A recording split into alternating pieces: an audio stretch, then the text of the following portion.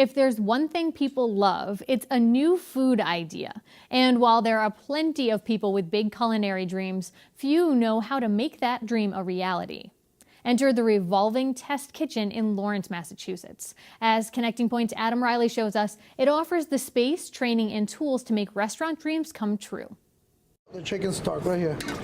When you watch Danny Torres prepare mofongo, a Puerto Rican dish that also contains fried plantains, garlic, and plenty of butter, you can tell he knows his way around a kitchen. But for Torres, this particular kitchen is different. Starting tomorrow, he'll be running his own restaurant right in downtown Lawrence without having to pay rent or cover any startup costs. To open a restaurant today, you probably need about $500,000. $500,000 to somebody in Lawrence, you might as well be talking about $20 million. It's just not going to happen. Sal Lipoli is a local pizza magnate turned real estate developer.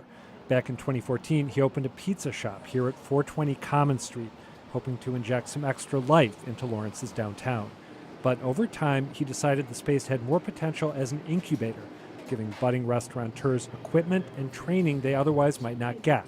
And so, Lawrence's Revolving Test Kitchen was born. What about that young entrepreneur?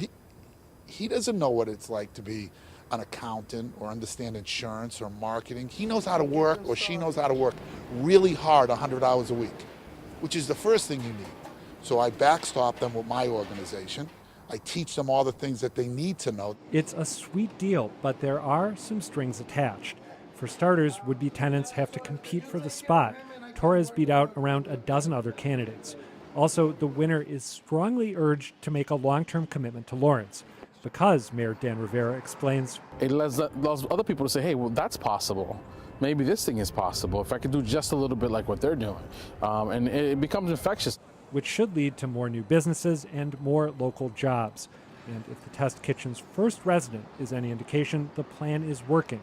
Ray Gonzalez used to run a food truck specializing in Mexican-Puerto Rican fusion. In April, he's opening his own brick-and-mortar spot just south of downtown. We're going to have the counter here. We're going to have a hot holding here, a cold holding here. And Gonzalez says, while that might have happened anyway, his time in the test kitchen left him much more likely to succeed. With this plan that I have right now, like the map that I have right now, due to the education that I got from them and the time that they give me to teach me this, a lot more confident right now. As Danny Torres preps for El Encanto's grand opening, along with his father Hilton, who'll be the head chef, he sounds pretty confident too.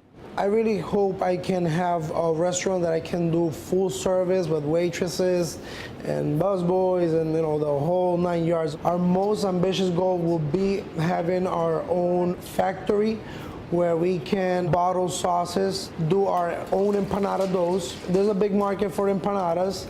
Big plans, which is exactly the way Lawrence's Revolving Test Kitchen is supposed to work.